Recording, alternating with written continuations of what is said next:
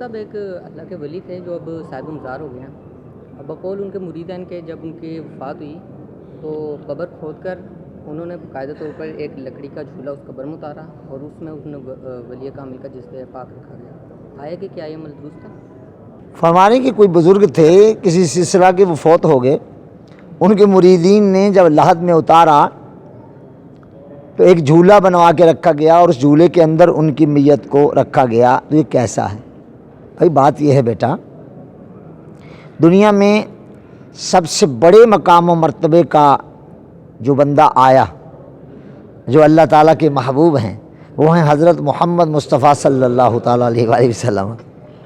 صحابہ کرام نے اپنے نبی کو، ہمارے آقا مولا کو لحد میں اتارا مگر وہاں جھولا نہیں رکھا.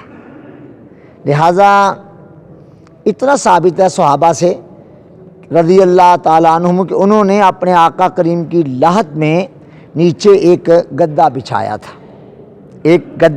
تھا، اس پر آپ کو لٹا دیا.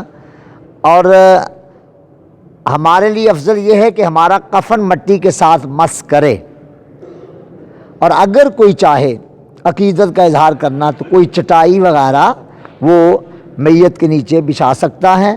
اور جھولے میں لحد میں اتار کر جھولے میں رکھنا یہ خلاف سنت ہے، خلاف شرع ہے.